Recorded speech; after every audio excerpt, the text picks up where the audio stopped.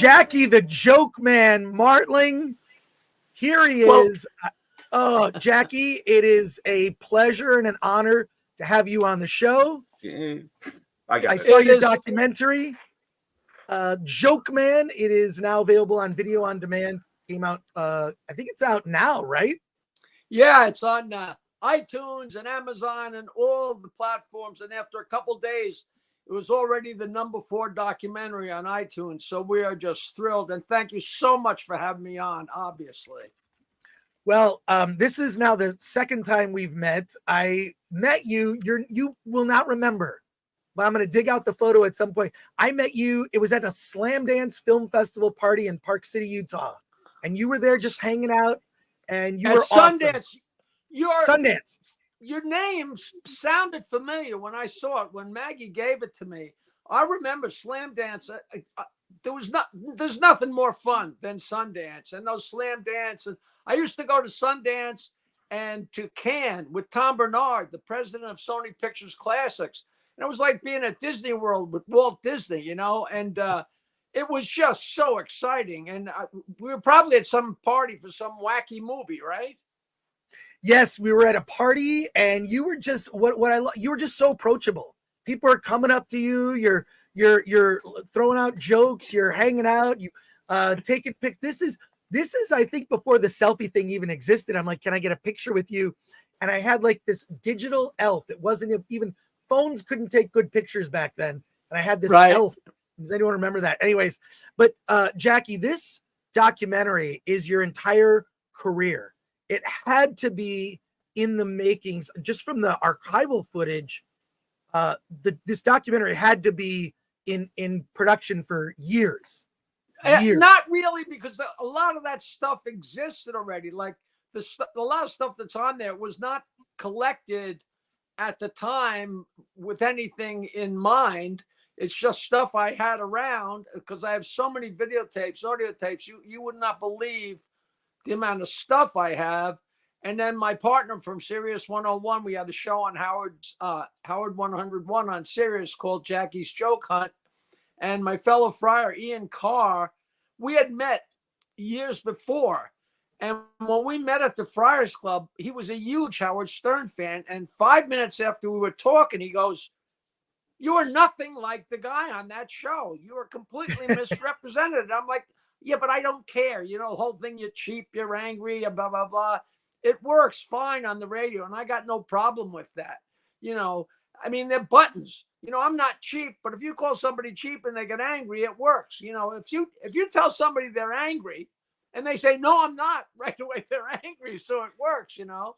And I knew it was great radio, and I was making Howard funny and making some money, so it was great. And then after the show, we did it for 8 years, and then Ian was like, "You know, we really should do a documentary," because he said there's a lot more to you than just the Stern Show, and you know, people just know you from the show, and also mainly from you getting fired or leaving the show. Let's do a documentary. And like, you know, what's more flattering than that, Chris? Well, you know, what am I going to say? Of course, I was absolutely thrilled, and it was so much fun making it. It takes forever.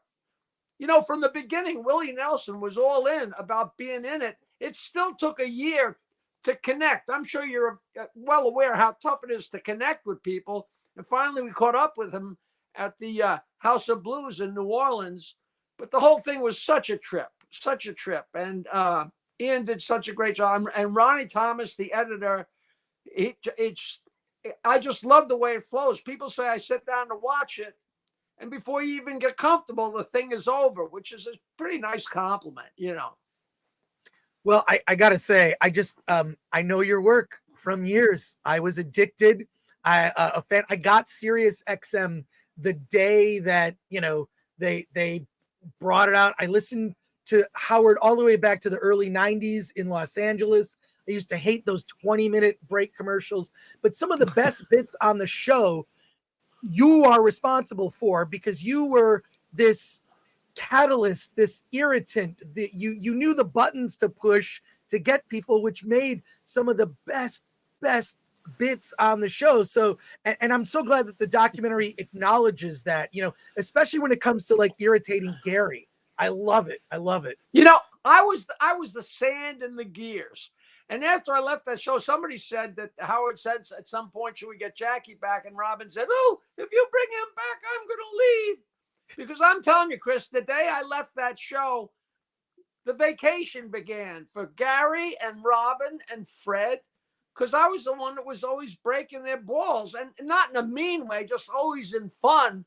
But it kept it sparky and a goof, and it was funny all the time. And all of a sudden I'm out of there and there's nobody starting it. God, it was so easy. Like we'd be sitting there and Gary would come in to talk to Howard and he'd try and do some business. And as he was walking out of the studio, I'd go, Jesus, look at his ass. And bow, we're off to the races for 15 minutes. You know, that's all it took. And that's all I had to do was light the match, you know, and Howard just ran the fire, you know, but it was great, great fun. And I'm so glad that you're a fan and that you knew what was happening. You know, some people knew and some people didn't know, but I just like it being out there. I really do, you know? Well, it was appointment listening. I mean, we used to listen back in the 90s when I was working for, oddly enough, Larry Flint Publications, and I was doing Film Threat, the print magazine there. We put Howard Stern on the cover of an issue of Film Threat, Fart Man.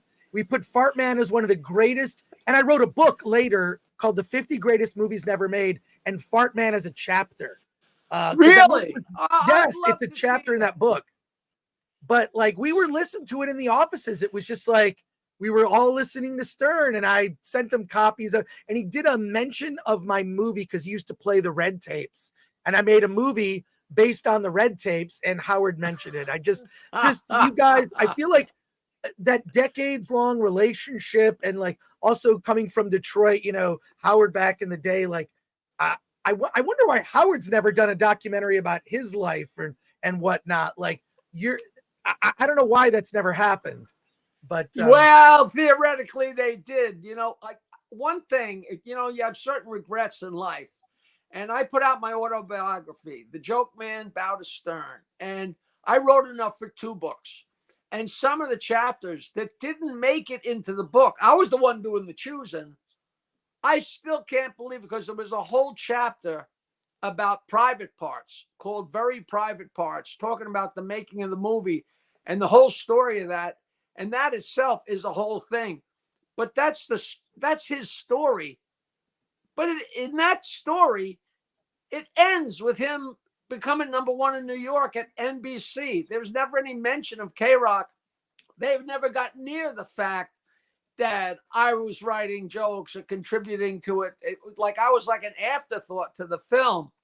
And I don't know if he'd ever make the movie that tells the whole tale.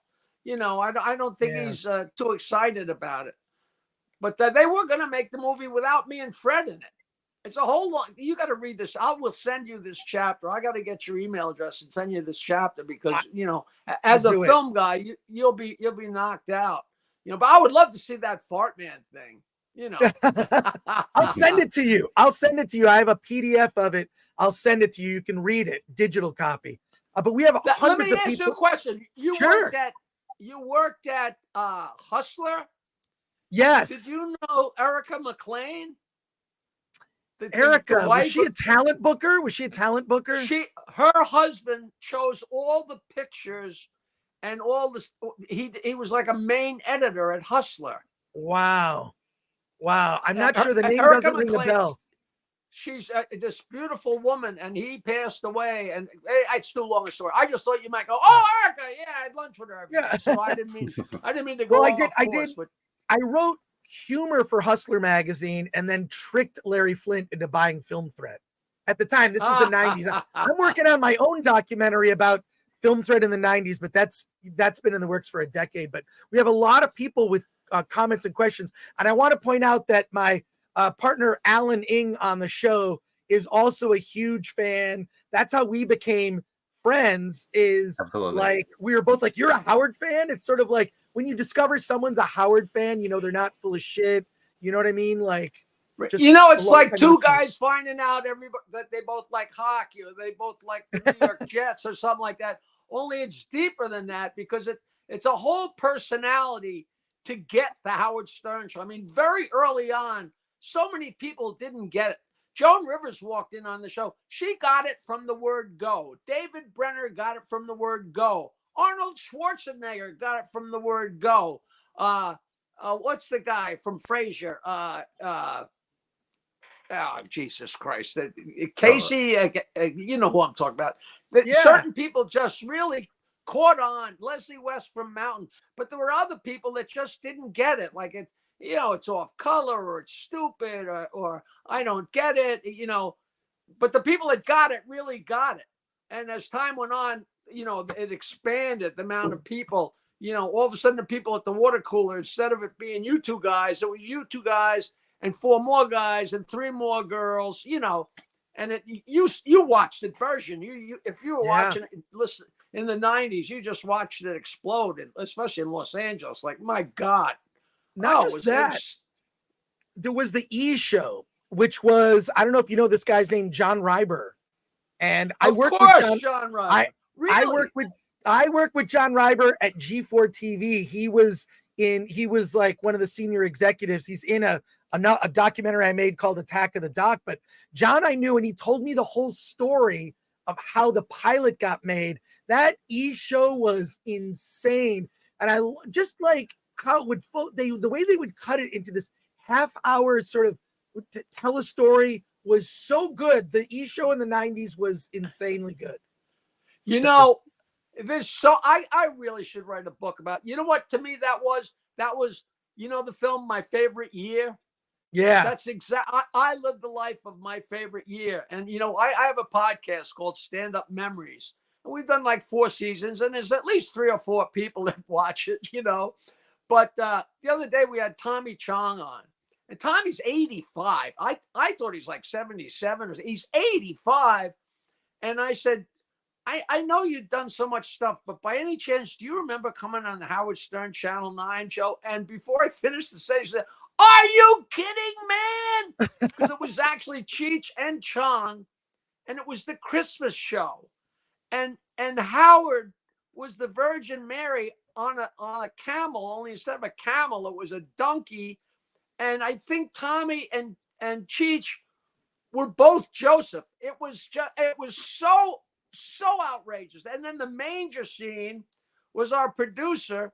He was the baby Jesus with his glasses on, only they had him covered up, and he had the body of a doll's body with his head, and the animals in the manger were a sheep, a donkey, and an Italian organ grinder with a monkey. People were so outraged. It was just wonderful.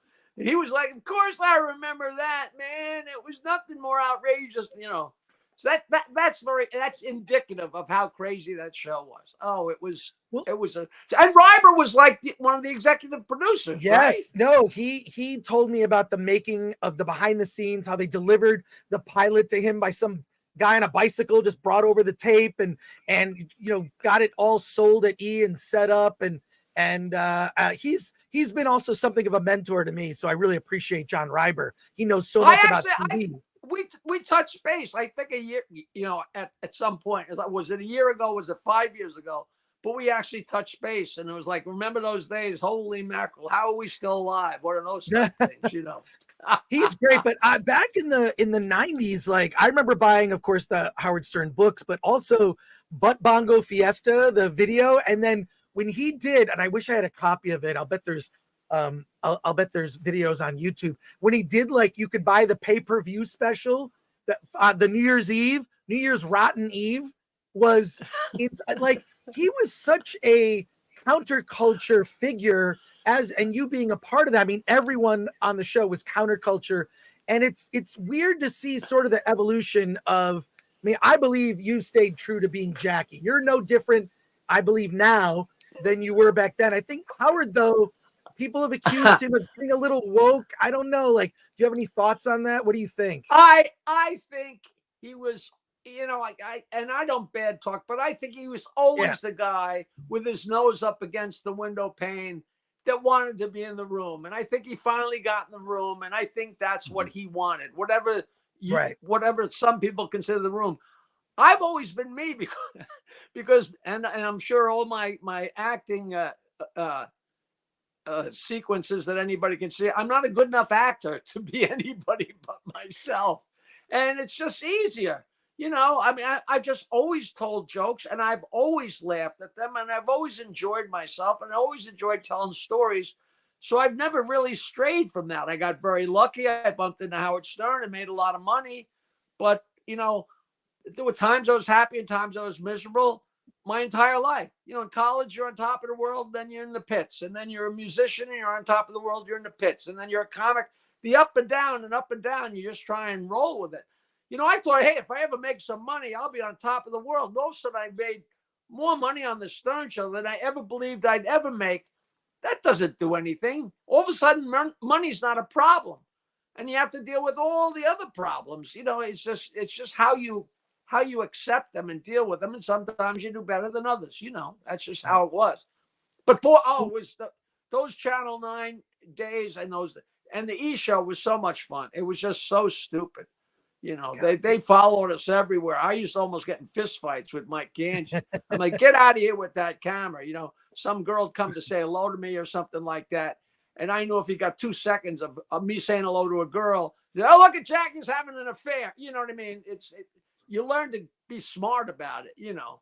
Right. And you also learn how to feed stuff to Howard that you don't want him to know. You know, you learn to be Brer Rabbit. You know, don't throw me in the briar patch. You know. I know that's way too old a reference for you guys. But I got the briar patch. I got it. We're old enough to know that one. Yeah, we got it. We've got hundreds of people watching now. We have comments and questions from our chat. Do you have time to take some questions? I'm going nowhere. I didn't know whether this, you know, it said 1:45. I'm thinking, what are they going to have me on for 5 minutes and get rid of me? I got nothing to do except go back and take another long swim. I wake up in the morning and swim in Long Island Sound, and I live the life of Riley here. And I've been doing so much promotion for this movie, and I just love it. And the reaction has been over the top. And most of the interviewers, to my total shock, have seen the documentary. So many times you talk to people and say, oh, yeah, what a great movie. I can't wait to watch it. Or what a great CD. Someday I'll listen to it, you know. But everybody seems to have watched it and they like it. And people are like, oh, I watched it over and over. So, yeah. You know, Chris, I've never learned to shut up. The answer to your question was yes.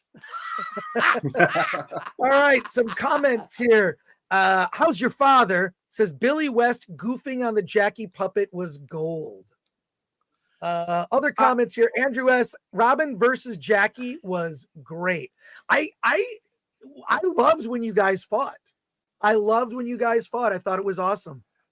You know, it was such a weird relationship, but not really if you look at it for what it was. You know, once in a while, me and Robin would be fooling around and I'd grab her and throw her down on the couch and jump on top and start, you know, humping her thigh or something like that. And Howard was always like, man, you are so in love with her. You're so in love with her.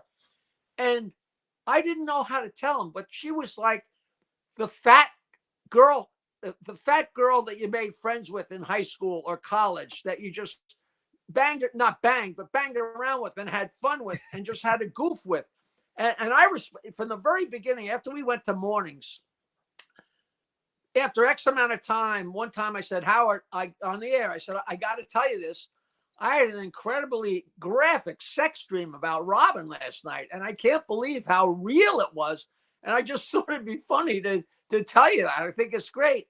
And she's like, oh, you're such an idiot. But I swear to you, a couple weeks later, Robin goes, Howard, I have to tell you something. Last night, I had a graphic sex dream about Jackie. Now, who the hell volunteers that? I thought, you know, she's all about what's better for the show.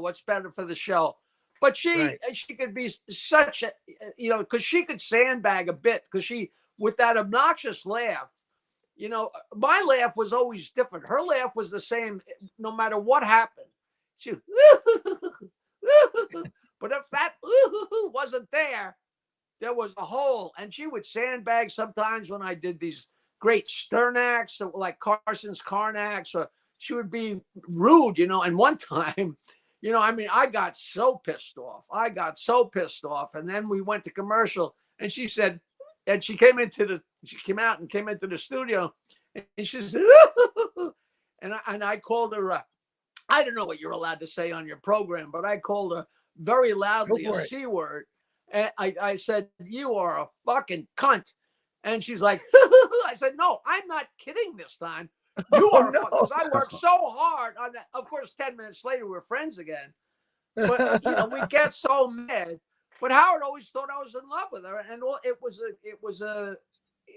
you know, as unsexual as anything could possibly be. But, you know, I couldn't say to him, of course it's not sexual. Look at her. I couldn't say that, you know, which is, that's mean, but I fucking don't care. And more questions. Zavin says, is that a Rodney Dangerfield statue? That statue, somebody gave me that 10 years ago. And it's not a statue. It's the doll. You push the button and Rodney tells 2, 3, or 4 jokes, right? And I had this whole thing on the Stern Show where I got in trouble and I owed Rodney money. And the premise was the reason I wound up with this whole thing with him was he would use jokes that I sent him without paying me, which I didn't care about because there was nothing subversive about him. He just was not a bookkeeper. He was doing coke and he was smoking pot and getting drunk back in those days. And we had so much fun. And when he came on the show, I wasn't about to say, Rodney, you know what you're talking about. You were so coked up in those days, blah, blah, blah. So there's so many jokes on that doll. And once in a while, I pushed the button. And one day I pushed the button and I heard a joke that I had sent to him that he hadn't bought. And I'm like, there's the proof in the pudding, because he must have pulled the joke out. He must have pulled the joke out to use just after he did Back to School. Because the joke was, I got no respect. In high school, I shared lockers with a mop, which is just so innocent and stupid, but it was a Rodney joke. I'm like, you son of a bitch, there's proof right there, you know. But he was great. And that thing, it's a prized possession. I put new batteries in it all the time, and people don't even want to talk to me to come over and hit the button, you know. More questions here. Thoughts on fitness with Nigel says, Chris, this is your best stream. Jackie is amazing. And Greasy Guido asks, Jackie, did you get into comedy to impress chicks? No. I started playing guitar to impress chicks. And then I was such a lousy musician that it morphed into comedy, because the last thing I was going to do was get a job. I play guitar. You know, I went to this guy that I've known since kindergarten. He's still my best friend, Chris Bates. And I said, do you play the guitar? We're in like 7th grade. He goes, yeah. He says, well, you know, I went to Sunday school, and there was this pretty girl in my Sunday school class. And she said, gee, Ricky Nelson is so cool. He plays the guitar. He says, so I went out and got a guitar and started taking lessons. And I went back to Sunday school. I never saw the girl again. She disappeared. He said, but let me teach you a couple chords. We could have a band. I said, fine. He taught me a couple chords. And by 9th grade, we had a band. And we were playing gigs before there was this new band called the Beatles. And a couple of years after we're playing, at some point we're playing instrumentals. I said, we got to start singing. And he said, but we can't sing. I said, it doesn't matter. We got to sing anyway. We played all through high school. I played all through college. I stayed an extra couple of years in college because I was enjoying getting drunk and playing rock and roll, and came home to Long Island. And me and that same guy played in a 2-man band for 10 years. And that's when we recorded the Pot song and all the songs that Howard always made fun of. And then this is the greatest story. I don't know if this is in the documentary, but we had a 3-piece band, and no, we lost. Oh, no, there we go. He's back. Oh, wait, here we go. Okay, sorry. There we go. Okay, cool.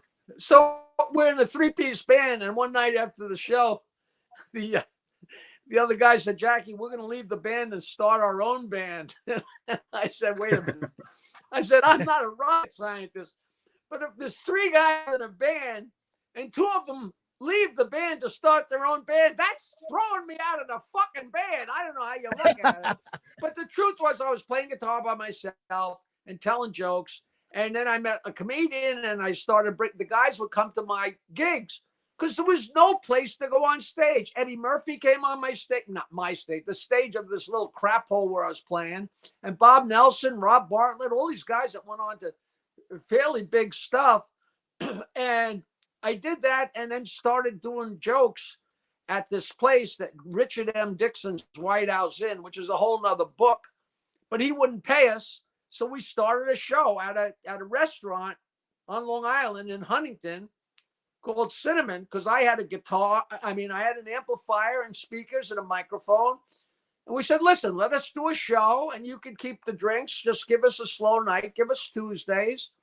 That show went for 15 years. It grew into the East Side Comedy Club and became a whole monstrous thing. And in the course of this, since I had worked at a recording studio, after we recorded the Pot song at the recording studio, they said, wow, you're a lot of fun and you're really smart. Why don't you work here? So after a few years, I realized any schmuck can have an album. I had a comedy album after I was in comedy for 6 months. Well, it's like baking a cake. All you need is a tape and a few pictures and a few dollars and you have an album. Now, nobody knew that. So 6 months after I'm in comedy, I got a comedy album. And what a calling card. And it was 10 or 15 years before anybody else started making things and selling them at their gigs. I used to stand at the door and sell my albums for $5. And there was nothing more exciting than signing your album. I'm signing autographs. I'm nobody. And I'm signing autographs, and the guys are goofing on me. Look at Martling with his stupid album, blah, blah, blah.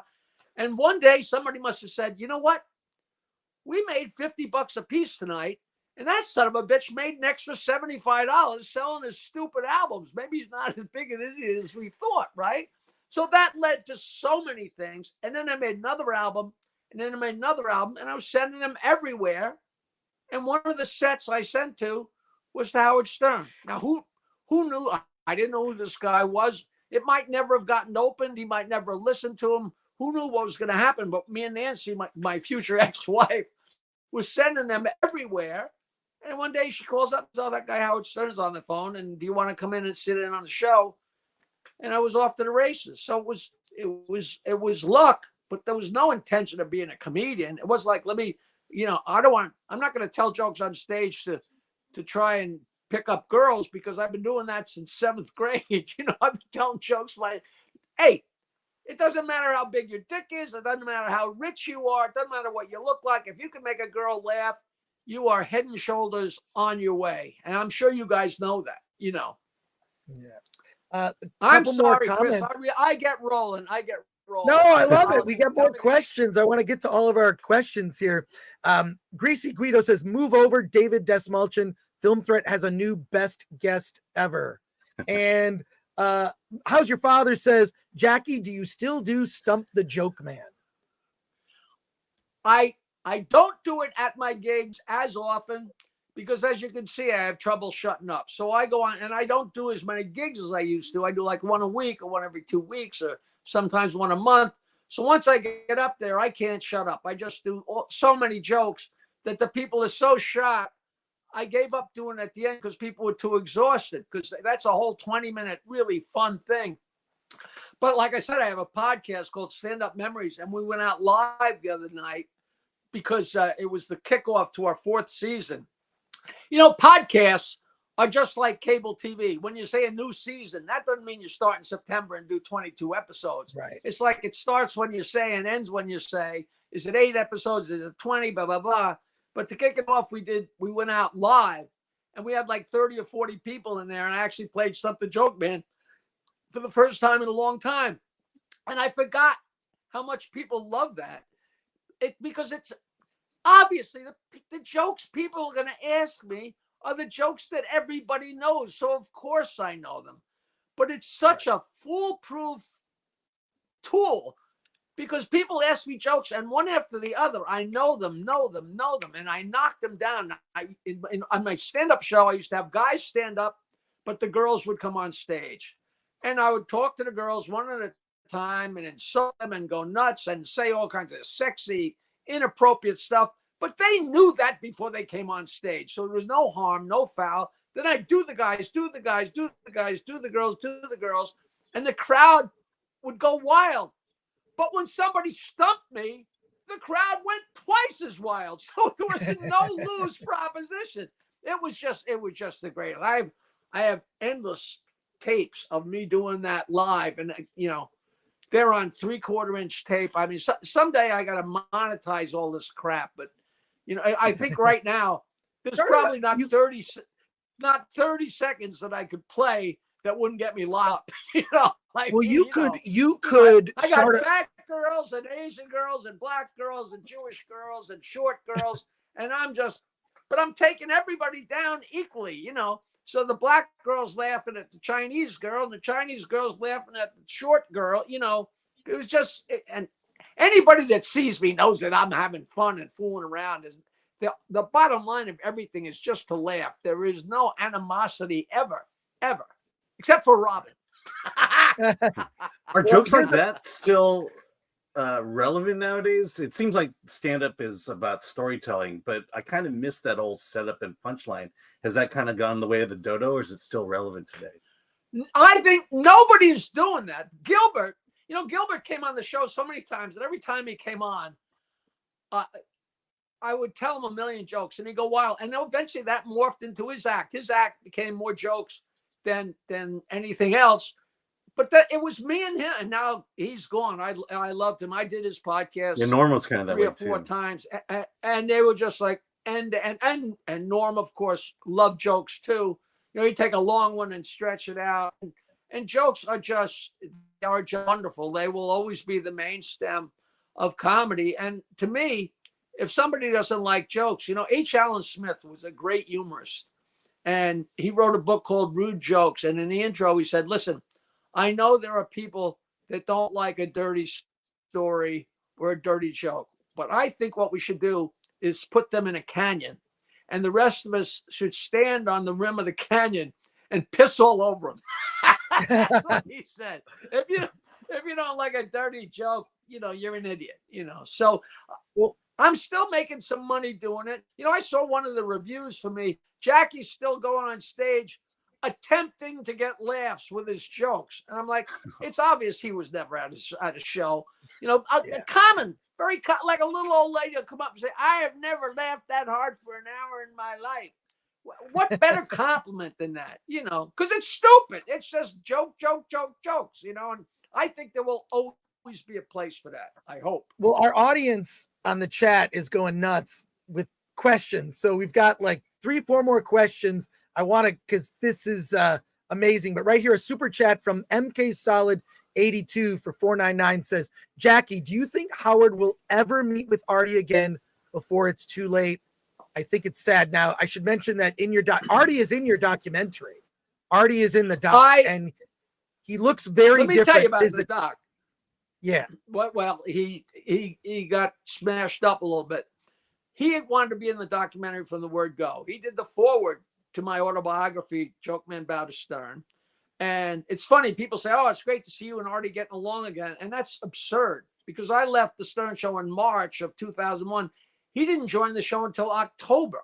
You know, there was no crossover. We've always been friends. And he wanted to be in the documentary, but it was, like I said, it was hard to hook up with him. And then all of a sudden he got in trouble, and he's in jail, he's in the hospital, he's in rehab. But the goddamn documentary took so long that he was out of the hospital, out of rehab, and doing well. So Ian got to meet up with him and interview him for the documentary. And he's just the greatest guy. I did his TV show and his documentary so many times. I don't really know anything about their relationship, Howard and Artie. And I don't even know where Howard's coming from. I don't know in his mind whether he looks back as Artie was such an asset to the show, and Jackie was such an asset to the show, and Billy was such an asset to the show, or whether he just thought it didn't matter. Well, I coined the term. I call us the Beatles of radio one day. And yes, he got not crazy, but he's like, "You know, you're an idiot. You're an idiot." And Robin's like, "Yeah, you're an idiot." because we were, and now that has become ingrained, much to their chagrin, it's become ingrained. That's what people refer to us as, because we were. But to him, there was no Beatles of radio. You know, he was Tina Turner and everybody else backup singers. And that's how he sees it. You know, we were not on equal ground. And it didn't matter who was king of the hill or what, but it was definitely a team thing. And what exists between Artie and Howard, I don't know, but I do know Artie is doing really well and he's in really good health. And I think he's 20 years younger than me. So he's going to be around a long, long time. And I don't know. You know, me and Howard send back and forth happy birthday every year. You know, people say, are you guys still friends? Well, can you really say somebody's a friend if you haven't seen him in 20 years? I don't think so. But there's no real animosity. If somebody said to Howard, hey, how's your relationship with Jackie? I'm sure he'd say, oh, it's fine. You know, he might not be happy about this documentary, but there is not one false word in the documentary. All it is a true tale, just like my book. Yeah. You know, he might not be thrilled by what he reads, but there's nothing debatable in there, you know. Right. But I hope he does, you know, speak to Artie, and, you know, because Artie's an addict and he knows it. So Artie could be around another 20 years, but as we speak, he could be in trouble. So yeah, should he reach out to him? Yes. Will he? I don't know. I don't know what the Las Vegas odds are, but I'm not betting. Right. A question from Wes Ray.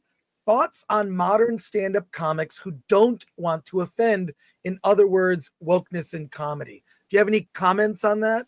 It really has affected things when you look at. Yeah. I have two comments. Number one, fuck them. And number two, I don't know. I don't watch comedy. I don't go to comedy. I haven't seen a comedy special. You know, people say, who's your favorite new comedian? I say Chris Rock. Okay. I mean, I'm just not in tune. I don't care to be in tune. I tell my jokes. I love my jokes. And I love when other, like Stephen Wright showed up at a show I did in Giggles in Boston a couple of years ago. And he said to Mike Clark, he said, hey, I'm doing, I don't know whether it was Letterman or whatever late night show. He said, I have a TV spot. Can I come up and do 7 or 8 minutes? And Mike said, sure. So he went up and, you know, of course, blew the room away. He's so funny. He's such a nice guy. But he stayed around and watched my whole set. And he said to me, he said, Jesus Christ, Jackie, I had no idea you were that fucking funny. I thought, what a great you know, when you hear from another comic, that there is no greater comment, you know, compliment than from another comic telling you that they made you laugh. And they don't even like the fact they're laughing. I'm just telling the stupidest jokes, but they're infectious, and everybody knows they're going to repeat them. Because I finally got to tell Paul McCartney a joke. I was so thrilled to my tits. I can't tell you. You know Paul McCartney. Paul McCartney is on the internet telling a dirty joke. You know that, right? Right. He's on the. If you Google Paul McCartney goat, it'll come up. He's in front of a green screen and he tells a classic filthy joke. Paul McCartney. Go. You'll thank me if you watch it. I swear to God. Fear the Turtle says, Jackie, I can't imagine how it would happen, but do you have any stories of any of your stand-up sessions that bombed? Seems like every comedian has at least one. When we our Stand-Up Memories podcast, we have comics on, you know, people we've known forever and ever. And in fact, we had a reunion last week, like 12 comics that all started together at the comic strip on 2nd Avenue in Manhattan. And I didn't really work there a lot. I worked there just enough to pass so I could do the Fort Lauderdale comic strip because it was a whorehouse. Okay. But all these guys, and, you know, and this is comic strip in 1979 and 80 was Jerry Seinfeld, Paul Reiser, Larry Miller, Dennis Wolfberg, Carol Leifer, you know, that whole gang. And these guys were all kind of part of it, and we're laughing. But of course, the stories that pop up are how bad this night was or how bad that. Nobody wants to hear, oh, let me tell you about the night I was in Detroit and I had a great set. Fuck you. You know, I was working, and it's so funny because this place, I think, shut down. And when I heard it shut down, I think in the back of my mind, I was like, yeah, fuck you. But it was Charlie Goodnight's and in Raleigh.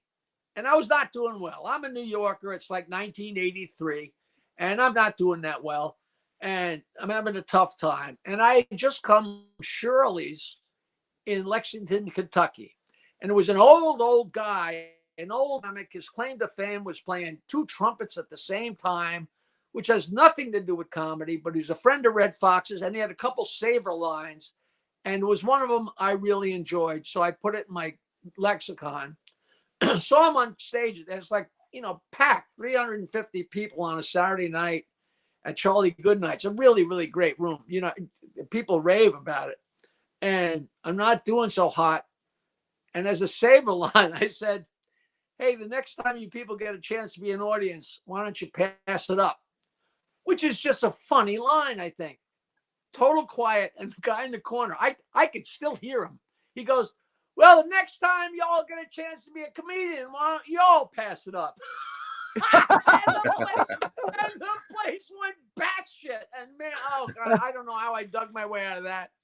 My favorite bombing story was not me. I was on the road with Rich Jenny so long ago that I was the headliner. Rich Jenny was the middle act, and he was one of the funny guys of all time. It's very early on, and we're doing a tour of the South. I think 6 cities. We're driving. Atlanta, Georgia, Columbia, Georgia, Savannah, Georgia. I forget exactly, but and he was so funny, and we laughed and laughed and laughed for 6 weeks, But we're in Savannah, Georgia, in this little club, little tiny club, a big window that faced, the tourists walking by, so people could look in like it's a fishbowl. And I'm sitting in the back, waiting to go on, and there is nothing funnier to a comedian than watching another comic bomb. It is the joy of joys. Like in the Fort Lauderdale comic strip, nobody ever came in and said, you got to see this. Bob Nelson's out there killing. No. But if somebody said, you got to see this. Minervini's on stage and he's really eating it. You couldn't get out into the showroom fast enough to watch him bomb. And it's a distinct rhythm. And you could ask any comic. A comic says something on stage that bombs. There's silence. And then there's the roar of the comedians in the back of the room that laugh so loud just to make sure that the guy on stage knows that they watched his line bomb. It's just, you can almost dance to it. So funny. So Jenny's on stage. I'm against the wall in this small club. And he starts doing Jewish stuff, talking about Jewish stuff. Now, this is Savannah, Georgia in 1983. I'm sure today in Savannah, Georgia, they don't know from a Jew. But Jenny is doing Jewish stuff. And I'm telling you, he might as well have been speaking Dutch. They didn't have any idea what he was talking about. And he was sweating. And I'm just in heaven. I'm in pig heaven. Schadenfreude. This is fantastic. And he's bombing so bad. And I swear this is true. I think he said, Jenny, I think he did this on the Tonight Show. He told this story to Jay Leno. He's doing so bad, and he's walking back and forth, and he's just pushing his head. He's just freaking. He doesn't know what he's going to do. And he turns to the crowd, and he says, do any of you people know what a bagel is? And I swear to God, a guy in the corner goes, yeah, it's a hunting dog. I fell off I just screamed. It was the funniest thing I ever heard in my life. And to this day, I don't know if the guy was being funny or being serious. Who'll ever know? Who cares? But Jenny said that was one of his all-time favorite bomb stories. We've all bombed and bombed. And there's all variations of bombing. If you're a comic and you have your act, even I'm telling jokes, it's an act, okay? It's a distinct act. And very often I do the same stuff. If you come on Saturday, you're going to hear the same jokes as Friday in the same order, unless I decide to vary often, which I very often do. But if, say you have 10 jokes, this one gets this laugh, this one gets this laugh, this one gets this laugh, then this one gets this laugh. But relatively speaking, they're usually the same. If it's a really great crowd, maybe they're all up a little bit higher on the graph, but they're always relative to each other, the same. So I'm going like a freight train I was in the basement of a place called the Upper Deck. Now you try and do that math. You never do that math. So I'm rolling. And I always taped every show I ever did. And when comics ask me, new comics say, what should I do? Tape every show and listen to it till you're sick of it. It'll tighten you up. You'll realize what doesn't work, blah, blah, blah. That's how I got my jokes so ridiculously tight. But I would listen to every joke. I mean, every show on the way home. And this was 2 hours away from where I lived. So I'm rolling like a freight train in this sweaty basement.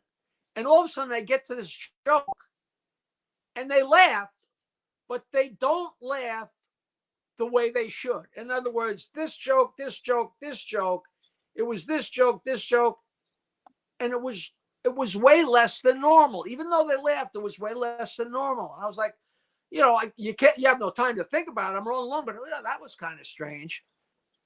So I'm on the way home and I listened back and I almost drove off the road. All right. The joke is the guy goes, he's getting married on Saturday. So Friday night, his friends take him out. They get him a couple girls and they bang his brains out to the point where his penis is a mangled mess.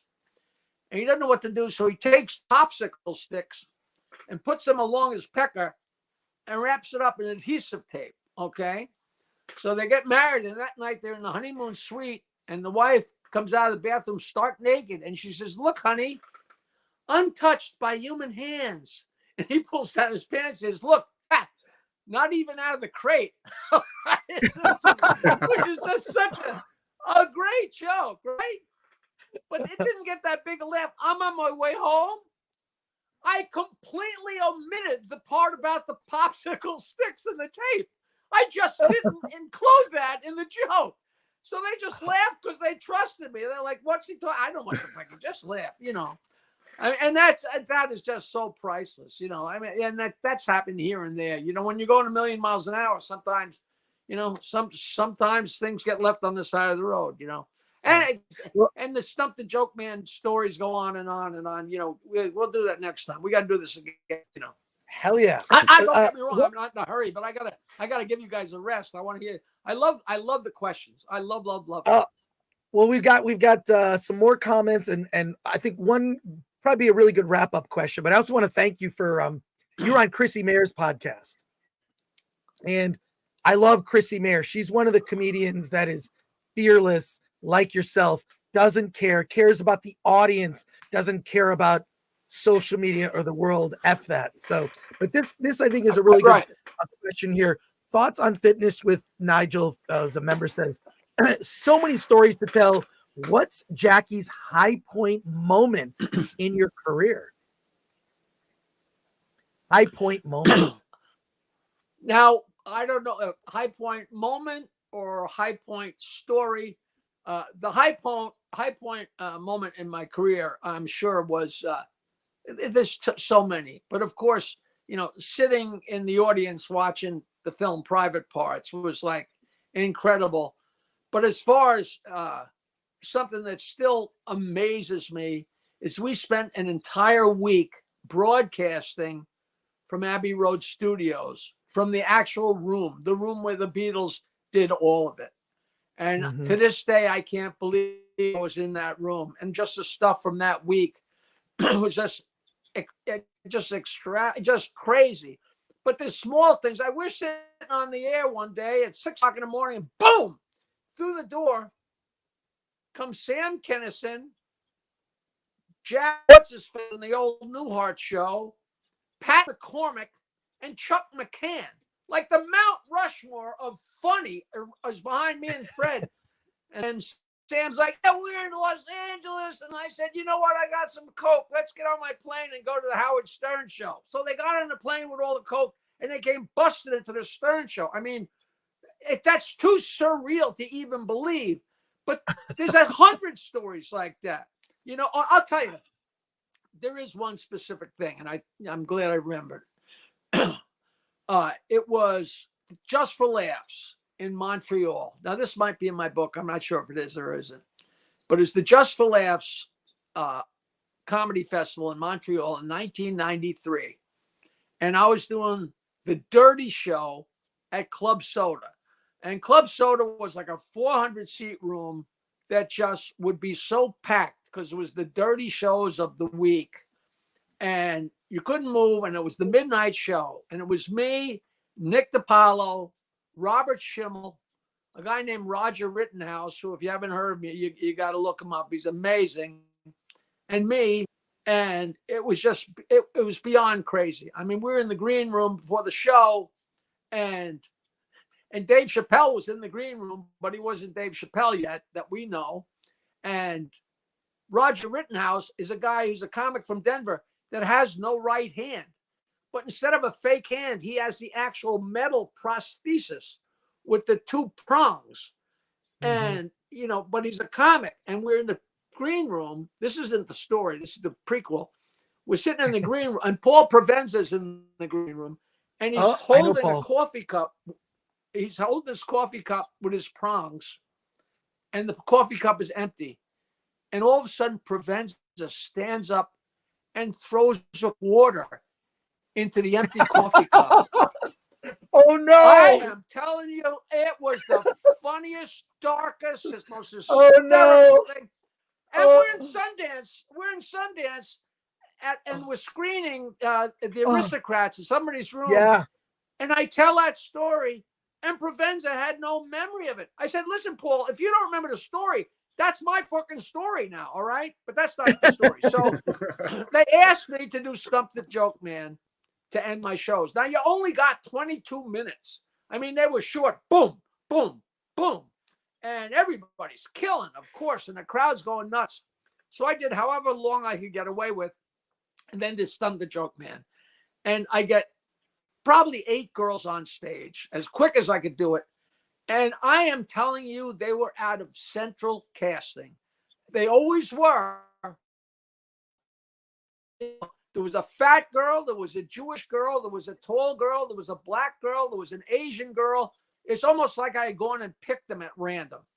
And so I start playing. I said, all right, you guys, we got to do this quick. So if you got a joke, stand up. So however many guys stand up, and I point to them and maybe ask their name and insult them. And then they ask the joke, and boom. And they ask the joke, and boom. And I got everyone. And the crowd is like, they've never seen this. They don't know who the fuck I am. And they're like flabbergasted. They're easy jokes, but I'm getting them all. And after before I do the guys, I always talk to the girls. So I'm going up and down the girls and insulting the black girl and the fat girl and the one with the big boobs. Just harmless, crazy stuff. And the girl at the end was Asian. And so, of course, I'm picking on her pretty bad. And then I do all the guys. And I get done with the guys. And it's time to do the girls. And one at a time, I'm asking the girls for their joke. Boom. And I got the answer. I asked the joke, and boom. I got the answer. I get to the Asian girl.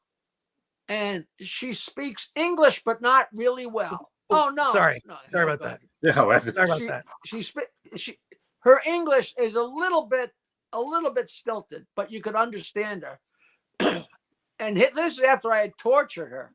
And the crowd this is the very last 5 seconds of the whole night. And the crowd is on fire. And she says, what do anniversary, toilet bowl, and clitoris have in common? And I was like, holy fuck.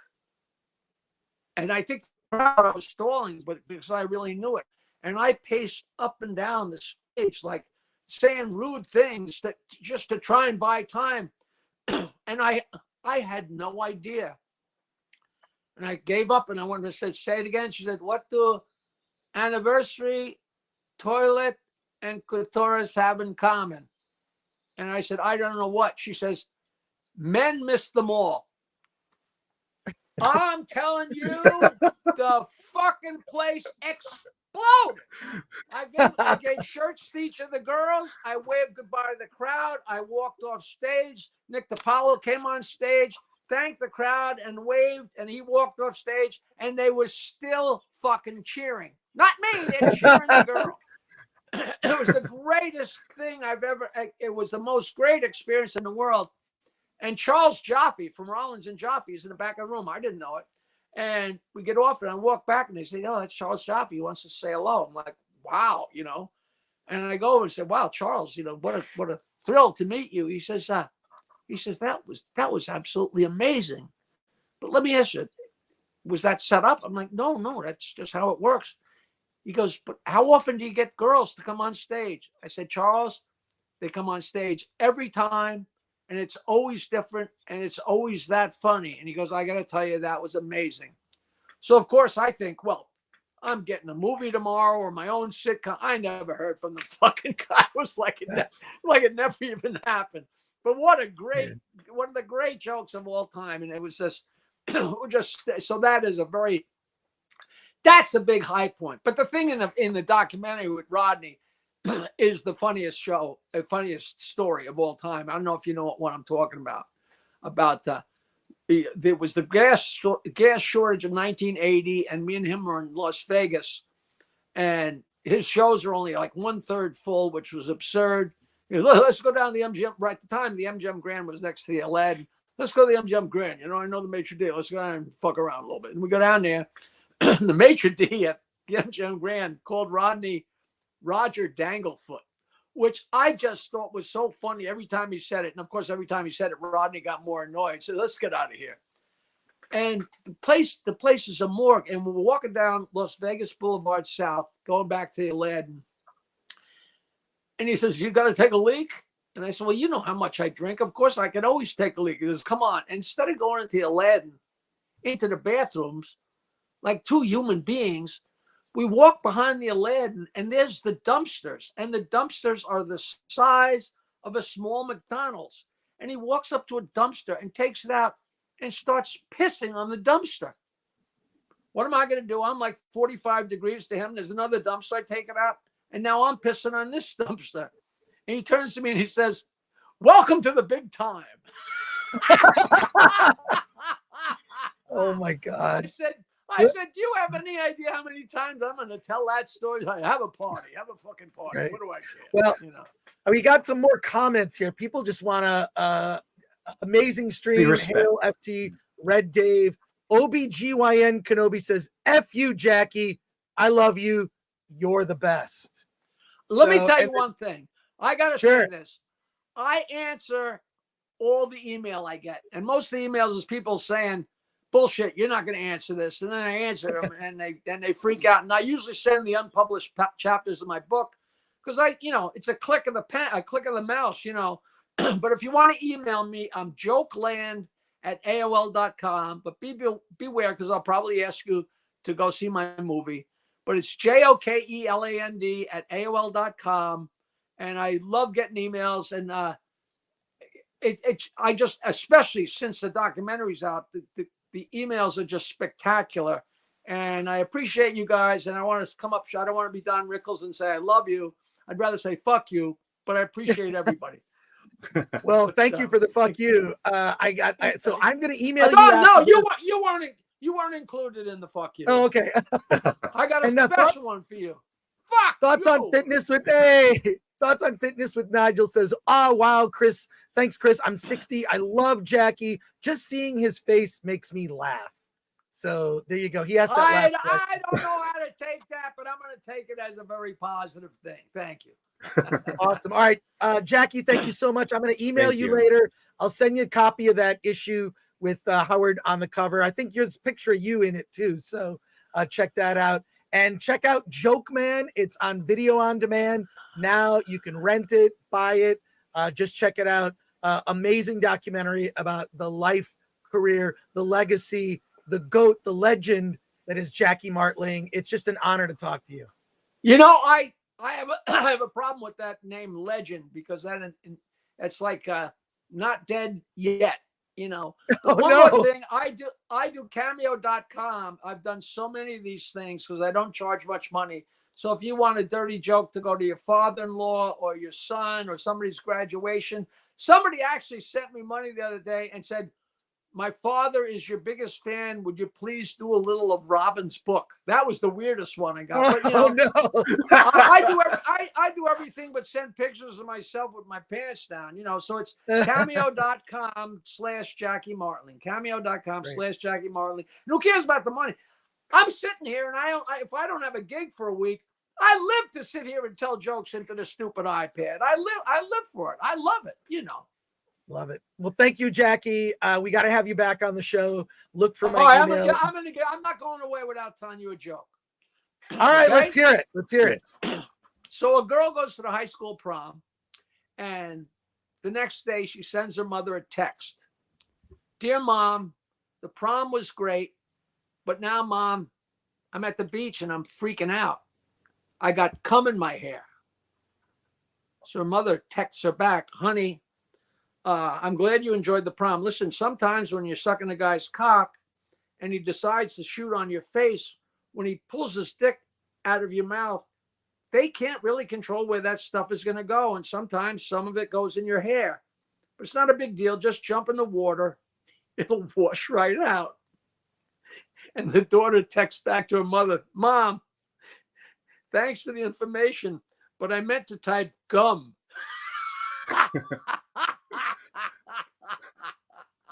That is so horrible. I hope that wasn't too dirty for your show. No, that's perfect. That's perfect. We're well into the show. We don't care. It's great. Jackie, thank you so much.